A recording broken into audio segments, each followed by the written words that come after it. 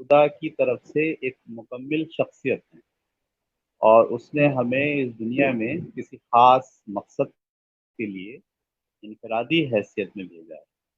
یہ بات بہت اچھے طریقے سے سمجھنی چاہیے۔ انفرادی حیثیت کا مطلب یہ ہے کہ میرے ذمے کوئی کام ہے، میرے اندر کوئی مخصوص خاصیتیں موجود ہیں، میرے اندر کچھ فطری رجحانات خدا نے مجھے عطا کیے ہیں، جس کی بنیاد پر میں اس زندگی میں کوئی کارنامہ انجام دوں گا۔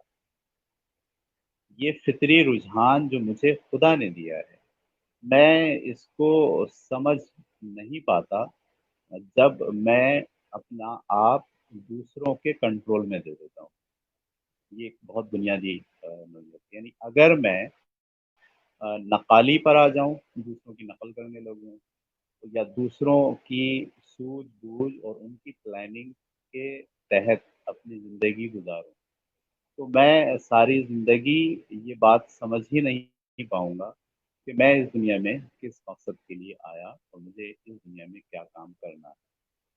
تو سب سے پہلے اپنی لائف کو سمجھنے کے لیے اور اپنی زندگی کے مقصد کو سمجھنے کے لیے یہ ضروری ہوتا ہے کہ ہم سب سے پہلے اپنے آپ کو دوسروں کے ساتھ کٹ آف کریں۔ آ، یہ لفظ بہت سخت محسوس ہوتے ہیں، لیکن اس کا ایک درمیانی پہلو ہمیں سوچنا چاہیے، یعنی بالکل وائٹ اور بلیک نہیں سوچنا چاہیے، بلکہ گرے ایریا میں رہنا چاہیے۔ جب تک میں خود اپنے اوپر انحصار نہیں کروں گا، جب تک میں دوسروں کی احکامات اور دوسروں کے پلاننگ سے باہر نہیں آؤں گا، میں اپنی پلاننگ نہیں کر پاؤں گا، میں اپنے بارے میں نہیں سوچ پاؤں گا، مجھے اپنی اسکلز کا اندازہ جو ہے وہ کبھی بھی نہیں ہو پائے گا۔ تو پہلی جو غلطی ہم زندگی میں کرتے ہیں، اچھا یہ غلطی جان بوجھ کے نہیں کرتے ہیں ہم، یہ ہماری فطری، ہمارا جو سوسائٹی ہے، ہمارا جو معاشرہ ہے، وہ اس غلطی کا ہمیں عادی بنا دیتا ہے۔ یعنی ہم جیسے ہی تھوڑے سے بڑے ہوتے ہیں، امی اور ابو اور گھر والے ہمیں کنٹرول کرتے ہیں، ان کی مرضی سے ہمیں کام کرنا ہے، ان کی مرضی سے ہمیں کپڑے پہننے ہیں، ان کی مرضی سے ہمیں کھانا کھانا ہے، ان کی مرضی سے ہمیں کہیں جانا ہے، دوست بنانے ہیں تو ان کی مرضی سے بنانے ہیں۔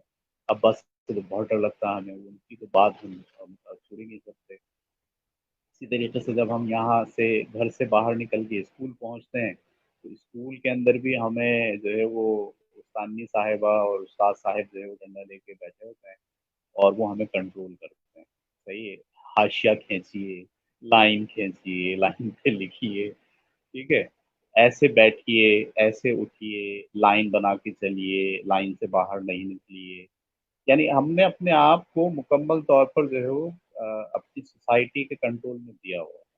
اچھا، یہ اس کی پریکٹس ہمیں مسلسل ہم کر رہے تھے، گھر میں، باہر، دوستوں میں، اپنے ادارے میں۔ اچھا، مذہب بھی ہمارے اوپر بہت امپیکٹ ڈالتا ہے کہ ہم اپنی سوجھ بوجھ کے بجائے خدا کیا چاہتا ہے، اپنی خواہش کے بجائے مولوی صاحب کیا چاہتے ہیں، انہوں نے کس چیز سے ہمیں روکا ہے، وہ کس چیز کو ہمیں باؤنڈریز قرار دیتے ہیں۔ تو یہ جو تین چار فیکٹر ہیں، ان تین چار فیکٹر کی وجہ سے آ، ہم اصل میں دوسروں کے کنٹرول میں آ جاتے ہیں۔ دوسروں کے کنٹرول میں آنے سے کیا ہوتا ہے کہ ہم اپنے بارے میں سوچ ہی نہیں پاتے، اور ہم کسی دوسرے کی پلاننگ کو جو ہے وہ فالو کرتے چلے جاتے ہیں۔ نتیجہ کیا نکلتا ہے کہ جب ہم شعور میں آتے ہیں تو سمجھ نہیں آتا کہ کرنا کیا ہے۔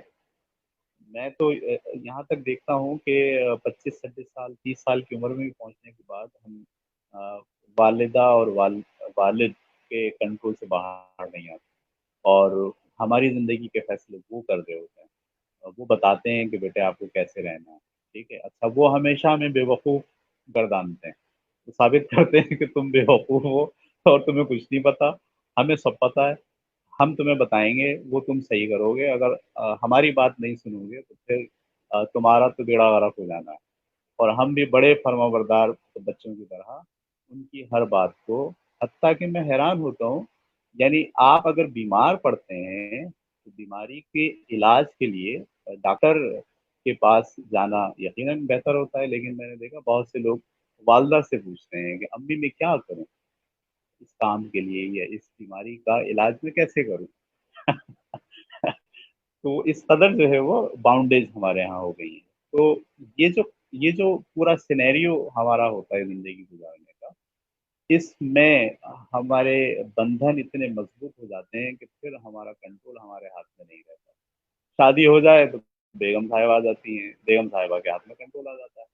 अच्छा, और अगर हम जॉब पे चले जाएँ तो वहाँ एक बॉस होता है, वो हमें कंट्रोल करता है, वो बताता है हमें कैसे काम करना है। ये सारी सिचुएशन ऐसी होती है कि हम अपने बारे में, अपनी लाइफ़ के बारे में, अपने रुझानात के बारे में, अपनी इंटरनल ख़्वाहिशात के बारे में और अपने जो स्किल्स खुदा ने आपको देकर भेजी हैं, उससे हम वाकिफ़ हो ही नहीं पाते, ठीक है? और हमारे पास कोई प्लान नहीं होता, सारा प्लान जो है वो दूसरे लोग हम बना रहे होते हैं और हम सिर्फ़ और सिर्फ़ जैसे मैं तो बहुत खतरनाक मिसाल देता हूँ।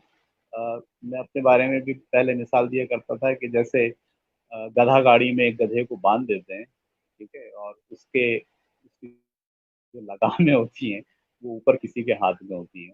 वो जैसे चाहे चलाए, जैसे चाहे खींचे, सीधे हाथ की तरफ खिंचाई करे तो सीधी तरफ मुड़ जाए, उल्टे हाथ की तरफ खिंचाई करे तो उल्टी तरफ मुड़ जाए, ठीक है? उसको अपनी कोई प्लानिंग कोई सोच नहीं। ये एक बहुत बड़ी गलती है जिसमें हम सब लोग इन्वॉल्व हैं। अच्छा, ये तो मैंने बहुत मोटी-मोटी बातें की, इसमें बहुत बारीक बातें भी हैं। बारीक बातें ऐसे हैं कि कुछ लोग अपने जो जज़्बात हैं, उसके कंट्रोल में होते हैं, ठीक है? यानी अगर वो बहुत ज़्यादा गुस्सीले हैं, तो वो गुस्सा उन्हें कंट्रोल करता है। यानी ये फ़ैसला वो ज़िंदगी के जो कामकाज हैं, उसमें गुस्सा बड़ा उन पर हावी आ जाता है, वो उनको मैनेज करता है। इसी तरीके से कुछ लोगों को कंपैरिज़न जो है वो की वजह से वो कंट्रोल होते हैं। यानी ज़िंदगी वो गुज़ार रहे होते हैं, किसी दूसरे ने कौन-सी शर्ट पहनी है, उसकी क्या स्किल्स हैं, उसका बात करने का अंदाज़ कैसा है, वो उसके लिहाज से कंट्रोल होते हैं, ठीक है?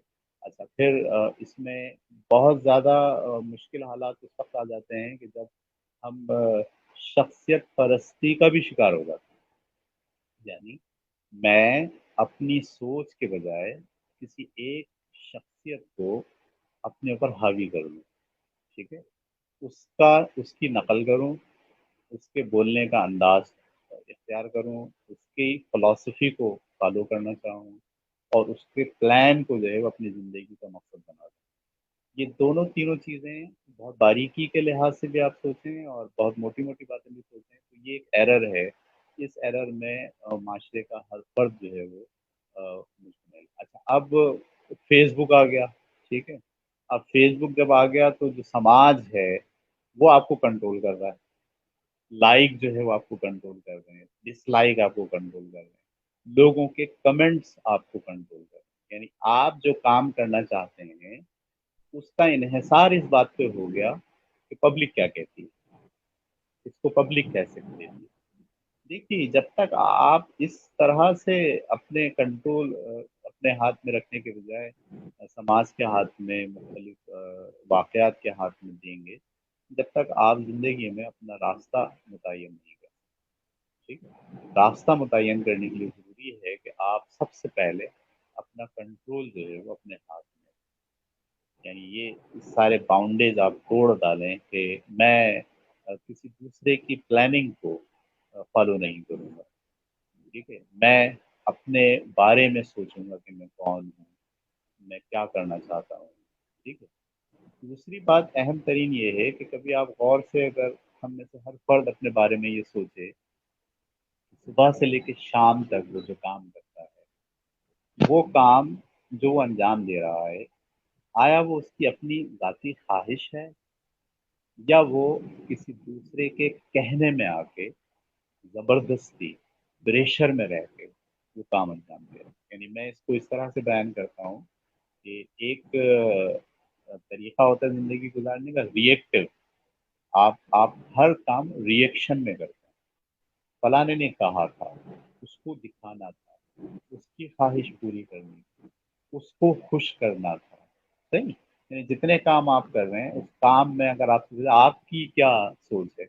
मैं तो चाहता ही नहीं ये काम करना, मैं तो इसलिए कर रहा हूँ कि बच्चे हैं, मैं तो इसलिए कर रहा हूँ कि बेगम है, मैं तो इसलिए कर रहा हूँ कि मेरे अब्बा यही चाहते हैं, मैं तो इसलिए कर रहा हूँ कि मेरा बॉस ने कहा है, वरना मैं तो नहीं चाहता। अगर मुझे तो कोई मौका दे तो मैं यहाँ भाग जाऊँ यहाँ से। ये वाली सिचुएशन में अगर आप ज़िंदगी गुज़ार रहे हैं, यानी आप हर वक़्त जो काम अंजाम दे रहे हैं, वो रिएक्शन में दे रहे हैं, रिएक्टिव हैं आप, प्रोएक्टिव नहीं हैं। ये लफ्ज़ मुझे बहुत मुश्किल से समझ में आया, बहुत दिनों बाद समझ में आया। एक होता है प्रोएक्टिव, प्रोएक्टिव का मतलब ये है कि मेरा हर एक्शन का ज़िम्मेदार हाँ, मैं हूँ। मैं चाहता हूँ इस एक्शन को करना, तो मुझे रीज़न पता है कि मैं ऐसा क्यों करना चाह रहा हूँ, ठीक है? और मैं इसको कैसे बेहतर से बेहतर करूँगा, मैं इसका ज़िम्मेदार हूँ। इसको हम कहते हैं प्रोएक्टिव शख्सियत, कि आप प्रोएक्टिव हैं। यानी मैं इसलिए देखें, मैं आम-सी मिसाल देता हूँ, मैं सुबह फैसला करता हूँ कि सुबह की नमाज़ पढ़ूँगा, लेकिन उठ नहीं पाता। अच्छा, कोई उठाएगा तो मैं उठूँगा। इसका मतलब ये है कि जो मेरा उठना है, वो दूसरों पर डिपेंड करता है। दूसरे उठाएँगे तो मैं उठूँगा। कैसा रिएक्शन है, रिएक्टिव पर्सनैलिटी है। यानी आप उठते भी खुद नहीं हैं, दूसरा आपको उठाता है तो आप उठते हैं। नमाज़ पढ़ने का फैसला भी आपका अपना नहीं है। खुद तय नहीं किया आपने कि मैं नमाज़ पढ़ूँगा, मैं खुदा का बंदा हूँ, मुझे खुदा के साथ जो है वो मेरा ताल्लुक नहीं, ये वाली बात ही नहीं है। ये बात है कि वो फलाने ने कहा है, इसलिए मैं नमाज़ पढ़ूँ। अब्बा कहते हैं, अगर अब्बा कहना छोड़ दें, मैं नहीं पढ़ूँगा, या अल्लाह ताला नाराज़ होगा, अगर वो जहन्नुम में नहीं डालेगा, तो मैं तो नहीं पढ़ूँगा। अभी अल्लाह ताला ऐलान कर दें कि भई कोई आदमी नमाज़ पढ़े बगैर सब लोग जन्नत में चले जाएँगे। जो रिएक्टिव लोग हैं, वो तो छोड़ देंगे नमाज़, लेकिन जो प्रोएक्टिव हैं, जिन्होंने फैसला किया है कि यस, ये मेरा खुदा है, मेरा इसके साथ एक कल्बी ताल्लुक़ है, माबूद है, मैं अब्द हूँ, मैं बंदा हूँ उसका, और मैं उसका शुक्र कैसे बजा लाऊँ? शुक्र बजा लाना जो है वो मेरी अपनी एक नीड है। मैं देखता हूँ कि उसने मुझे नेमतें दी। तो देखिए, ये मोटी-मोटी बातें हैं कि आप ज़िंदगी में जो काम कर रहे हैं, वो रिएक्शन में कर रहे हैं, या आप प्रोएक्टिव हैं, या आपकी ज़ाती जो है वो हैसियत में वो काम आप अंजाम दे रहे हैं। ये एक छोटी-सी 2 लफ्ज़ों की जो मिसाल है, रिएक्टिव और प्रोएक्टिव पर्सनैलिटी। आप 24 घंटे अपने देखिए, सुबह उठने से लेके रात को सोने तक। क्या आप प्रोएक्टिव हैं या रिएक्टिव हैं? क्या आप फ़ेसबुक जो देखते हैं, रिएक्टिव होकर देखते हैं या प्रोएक्टिव होकर देखते हैं? आपकी अपनी एक सोच है कि मैं ये चाहता हूँ, मेरी ये नीड है, मेरी ये डायरेक्शन है, या आप रिएक्टिव होकर देखते हैं, ठीक है? ज़िंदगी के हर मामले में ये वाला पैमाना आपको ये बता देता है कि आपका कंट्रोल आपके हाथ में है, या आपका कंट्रोल जो है वो किसी दूसरे के हाथ में है, सिचुएशंस के हाथ में है, हालात के हाथ में है। बाज़ औक़ात हम अपना कंट्रोल किस्मत के हवाले कर देते हैं। हम क्या करें, तो हमारी किस्मत है।